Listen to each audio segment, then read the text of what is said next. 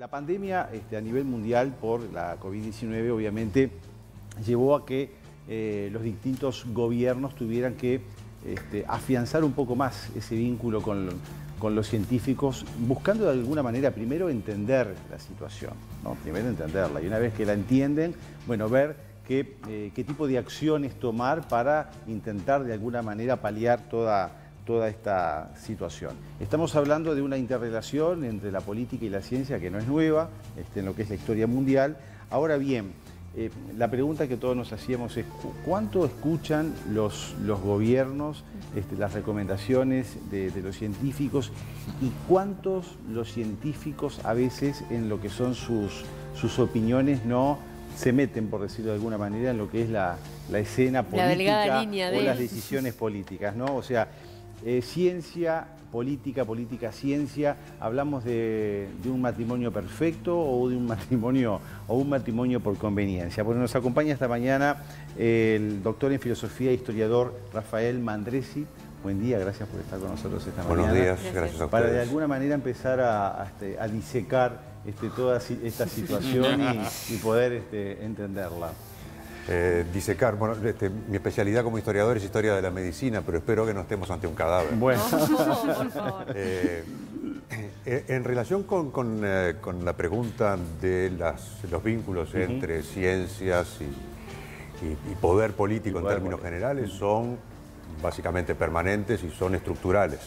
Lo que puede cambiar, como en este caso es muy notorio, es que eso aparezca públicamente con una visibilidad muy grande y que forme parte del debate público, además. Y yo creo que no es ni un matrimonio perfecto ni un matrimonio desavenido, es más bien un amantazgo. En el que es muy difícil separar las cosas absolutamente. Es decir, es muy difícil pensar que un científico, cuando interactúa con el poder político y básicamente lo hace como asesor o como experto, no ingresa en cuestiones políticas porque la función que cumple es política. Es decir, ingresa en algún lugar de la cadena que conduce a la toma de decisiones. Ingresa en el circuito decisional que es político por definición. Por otro lado, el poder político toma o no toma el asesoramiento que le brindan los expertos, siempre y cuando ese asesoramiento esté basado en lo que realmente saben, porque a veces los expertos asesoran sobre cosas que no necesariamente conocen como expertos. Pero la función básicamente públicamente, ¿no?, del experto científico no es esa, es la de otorgar un aval a la decisión. Lo vimos en los últimos días con casos muy flagrantes. Hace 2 o 3 días circulaba un tuit de una senadora del Partido Nacional, Carmen Aciaín, que decía, lo que es casi textual, cuestionar las medidas del gobierno contra la pandemia es cuestionar a científicos prestigiosísimos como los del Gacho. Es decir, nosotros hacemos lo que nos dice el Gacho. Y por otro lado, en conferencia de prensa de hace unos días, cuando concurrió el ministro Salinas, la comparecencia del Parlamento, la conferencia posterior, el senador Penades dijo: lo científico está por encima de lo político. Además de que es una tontería, que me perdone el senador, es peligrosísimo, ¿no? Es decir, la ciencia no gobierna, ni puede ni debería gobernar, lo que gobiernan son los políticos. Pero en todo caso, públicamente gobernamos, abro comillas, basados en evidencia, lo cual es otro disparate. De modo que allí hay varios planos. Uno es el del debate público general, otro es el de los circuitos de toma de decisiones tal como efectivamente ocurren, y otro es las ideas que tenemos acerca de cómo deberían ser las cosas, que remiten a lo que creemos que son las ciencias y cómo funcionan. Como si las ciencias fueran algo totalmente distinto de otras actividades sociales, y no hay razón para pensar que lo sean. Y esto no les quita valor, para mi gusto se los agrega, el hecho de que como en las características del mundo social en general, pero político en particular, es un mundo de negociación, de oportunidad, de contingencia, de valoración, de afectos. Todo eso está dentro del mundo y de la esfera científica también, por suerte. además.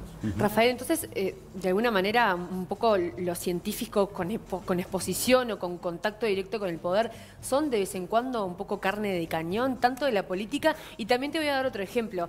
Hace unos días salió un titular, una entrevista interesante de un medio chileno al científico Gonzalo Moratorio, donde el título tomaba una frase de él que le tenía mucha confianza a la vacuna Sputnik V. Sí. Después en el desarrollo decía que en realidad le tenía mucha confianza a los rusos y por eso confiaba en la vacuna y demás.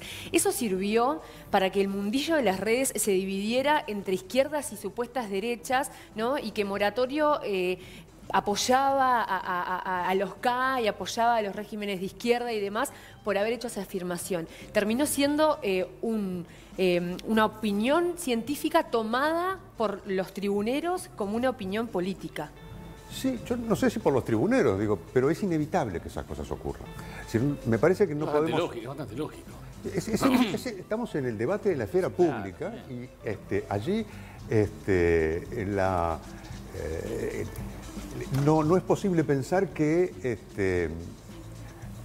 estamos en una de las puntas de una cadena de filtros. Es decir, lo que sabe Gonzalo Moratorio como saber especializado pasa por varios filtros hasta llegar a Twitter.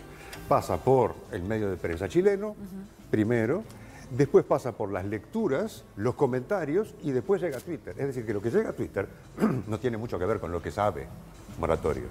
Tiene que ver con la manera en cómo se disemina una opinión científica condimentado con muchas otras cosas en el propio camino social que recorre, hasta que se dividen entre pro y anti y tal cosa, con una confusión un poco extraña, porque pensar que Rusia es de izquierda a mí me complica un poco la cabeza. Pero en fin, digo, cada quien lo sitúa donde quiera. Pero en todo caso, no podemos esperar una separación, o sea, no se puede pensar que es posible colocar a la difusión social del conocimiento científico ningún tipo de medida sanitaria. No se puede un cordón sanitario alrededor. Forma parte de nuestras conversaciones de todos los días. Y la opinión que dan los científicos, a veces cuando se la piden y a veces sin que se la pidan, que no tiene nada que ver con lo que realmente saben, también es inevitable y también forma parte de lo mismo. Si a mí un científico en un área muy especializada me dice, tenés que ser solidario, cuidémonos entre todos, es como si me lo dice mi tía Maruja, no tiene un valor superior porque me lo diga un microbiólogo. Lo que tiene un valor superior en la palabra de un microbiólogo es aquello que tiene que ver con microbiología, pero no cómo debo conducir mi existencia. Y tampoco consejos morales ni políticos de otro orden. Además, En ese sentido también es natural que la oposición, por ejemplo, también meta ciertas presiones, como esta carta que se mandó en las últimas horas, firmada por dirigentes del Frente Amplio, que tienen que ver con la salud, como Marcos Jarámbula, que es expresidente de ACE, que piden, por ejemplo, que Uruguay se debe asociar a otros países de América Latina para conseguir más rápido la vacuna. ¿Es normal que sucedan estas cosas? Pero eso es política 100%. Digo, pero asociado a lo científico, ¿no? Asociado a la administración de la salud. La ciencia es también un mundo administrado, donde hay instituciones, donde hay jerarquías, donde se negocia, donde se cobra, donde se paga y donde hay carreras profesionales. Ahora bien, cuando Carámbula y creo que Fernández Galeano también, se dirigen al gobierno, lo hacen como voceros identificados con el Frente Amplio, que tuvieron responsabilidades en la administración del sistema de salud, y es a ese título fundamentalmente que lo hacen, por lo tanto es básicamente político. El hecho de que sean médicos, por otro lado, lo colorea además es gente que en materia de salud pública, que no todo médico conoce de salud pública, tiene alguna idea de lo que está hablando. Pero allí habría también siempre que hilar fino. Lo que pasa es que, de todos modos, por más fino que uno hile, separar completamente las cosas es muy, muy difícil, sobre todo en una situación como esta, donde no hace falta subrayarlo, el debate público está copado, tomado por la discusión a todos los niveles sobre este tema, un día sí y otro también. Y mucho más en estos últimos días con la discusión de los casos, de la positividad, etcétera. Lo cual, por otro lado, muestra, a su vez, que los datos, sean cuales fueren y al nivel de que se trate, no son nunca la realidad. Los datos son el resultado de un procesamiento y de interpretaciones acerca de cómo la realidad se está presentando en tal o cual momento. ¿Te queda la sensación en algún momento que las decisiones no fueron tal cual o siguiendo de alguna forma lo pautado en el asesoramiento por parte de los científicos? No lo sé, entre otras cosas porque no sé exactamente qué es lo que recomiendan los científicos. Conozco lo que se ha dicho públicamente, pero eso es todo, no lo sé. Y sí, mi opinión personal como ciudadano Rafael Mantresi, espero que no. Espero que no. Porque no hay nada más peligroso que la ciencia al gobierno. No hay nada más, es como la religión al gobierno. Las verdades son muy peligrosas. De ahí al autoritarismo hay un paso. O sea que el límite entre asesoramiento y decisión es si yo tengo que elegir quién me gobierna, voy a elegir siempre a los políticos. Siempre. Aunque sean científicos, gobernando. En ese caso son científicos que se comportan como políticos y que asumen una función política, es otro problema. Pero la idea de que hay una especie de verdad, sea cual fuere, que alcanza con hacerla bajar a tierra para ordenar de una vez y para siempre la sociedad, no solamente es una ilusión, sino que además es peligrosísimo, políticamente hablando. Es decir, una vez más, yo creo que este año que pasamos y los meses que vendrán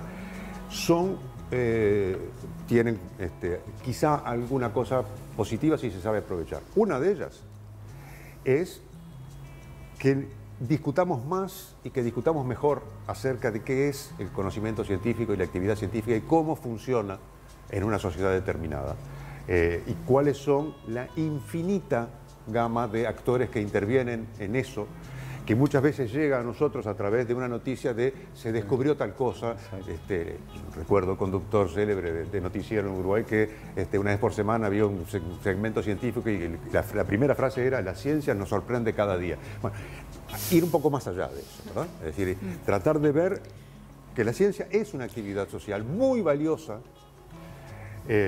y que conocemos poco, en realidad. Sí, a veces costaba también como medios de comunicación, primero acceder a científicos que tuvieran ganas de difundir lo que hacían, incluso por un tema de reserva, de cuidados y demás. Yo creo que eso se ha ido generando una gimnasia con esto del COVID. Y otra cosa que también a veces es hasta un tanto dolorosa, la ciencia a veces no garpaba, como se dice, no vendía. Entonces forma parte de un sistema que hoy en día se está revalorizando. Creo que de alguna manera eso es positivo. Sí, yo creo que los medios de comunicación juegan un papel fundamental en el desarrollo de un periodismo científico que en Uruguay es deficitario. Totalmente. Porque el laburo del científico no es, o sea, si lo puede hacer tanto mejor, pero no es un profesional de la difusión pública de lo que hace. No necesariamente el especialista en algo es el que mejor lo explica y lo comenta y lo difunde. Hay mediaciones necesarias. Bueno, la calidad del periodismo científico es una de esas mediaciones posibles, y yo espero que lo que hemos estado viviendo contribuya a un mejor desarrollo de eso, por ejemplo, en Uruguay, pero no solo en Uruguay. En todo el mundo. Justo veía este fin de semana una nota que levantaba El País de Madrid, haciendo referencia a una universidad, que habían estudiado en distintas regiones de Europa que había mayor diferencia en los casos de números y la mortalidad, no entre países, sino incluso entre regiones dentro de los países, y eso respondía mayoritariamente a la polarización política, que justamente la polarización política era un problema para el desarrollo del coronavirus. ¿Cómo es tu mirada? Primero, sí, efectivamente, hay diferencias. No sé, no conozco esos estudios, si es que los hay, y no sé si atribuir a una polarización política las diferencias esas es más o menos de recibo. Pero vuelvo a lo anterior. Me parece que es bastante reductor si analizamos las cosas atribuyéndole una culpa el comportamiento basado en ideas políticas de las personas que impide que la verdad científica baje del cielo y nos salve de este infierno. Porque esa verdad científica también es el resultado de interacciones inmensas en una cantidad brutal de lugares, no solamente políticos y de instituciones científicas, también económicos. Es decir, estamos viéndolo con el tema de la vacuna. No solamente hay una geopolítica de la vacuna, también hay laboratorios que ahora están en el centro de la escena, pero que son las principales industrias del mundo desde hace décadas, en términos de peso y de porte. La industria farmacéutica. Bueno, ¿cuáles son las relaciones que se producen entre todo eso, insisto, para entender, entre otras cosas, los comportamientos sociales? Sin, y esto hay que evitarlo desde mi punto de vista lo más que se pueda, sin que esto desemboque en un descrédito de la actividad científica. A mí, porque no me digas la verdad del mundo, ¿no?, tengo que decir que sos una porquería. Ninguna de las dos cosas es cierta. Pero viste que para los políticos es una herramienta fabulosa, ¿no? Esa verdad revelada. Pero es una... En la historia, si vamos al nacionalsocialismo, fue perfecto, ¿no? Explicarle a la gente que la culpa de esa pandemia económica que estaban sufriendo eran los judíos, era un bollo. Y lo mismo ahora, o sea, los políticos utilizan el conocimiento científico, que es fácil de difundir, decirle, está pasando esto, esto y esto, como una suerte de vector, ¿no? Pero ni siquiera importa cuál es el contenido de ese conocimiento científico. Alcanza con decir, los científicos me recomendaron esto. Y punto. Es claro, una suerte de transferencia de autoridad. La autoridad que socialmente se le confiere a un saber se traslada, se transmite a la autoridad política. Porque la autoridad política remite su propia decisión a esa autoridad que tiene más prestigio. Ahora, ¿qué pasa? Todo eso puede cambiar. Y así como, no sé si en la Alemania nazi, pero seguramente, pero el consejero del príncipe en las cortes europeas del Renacimiento, cuando al príncipe las cosas se le complicaban, bueno, acá el consejero me dio malos consejos y el consejero terminaba muy mal. Bueno, por supuesto que las condiciones no son las mismas, pero el riesgo de ingresar en una vocería pública,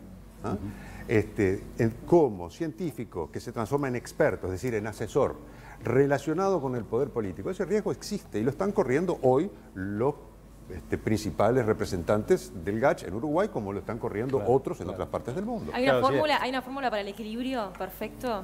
No creo, ¿no? El equilibrio perfecto en general es muy inestable. El tema es que si después las cosas no funcionan, si es el costo político. ¿Quién paga? Exacto, ¿quién paga la factura después? ¿Quién paga? Es muy difícil de saber. Porque cuando uno dice primero lo científico a lo político, de alguna manera, bueno, si las cosas no funcionan, esto no es un tema político, sino que el otro día, la factura la pagan los científicos. Por supuesto. ¿No? El otro día Medina ponía en Twitter, entre el purismo científico y el pragmatismo de la salud pública está el camino, los demás son opiniones. Sí, ¿por qué no? Perfecto. Con esta me pareció espectacular la frase para cerrar y despedir entonces a Rafael Mandresi. Muchas gracias por esta charla, muy interesante. Muy interesante. La verdad que sí. Buenísimo. Bueno, que por suerte lo tenemos en Uruguay, porque en realidad Rafael es un viajero. Sí, o sea, yo no vivo en Montevideo, pero vengo muy regularmente, vengo todos los años, pero este año fue un poco especial porque estoy un periodo. ¿Dónde vivís, Rafael? En París. En París. Vivo y trabajo. Qué horrible. Rafael, muchas gracias. Gracias, un placer.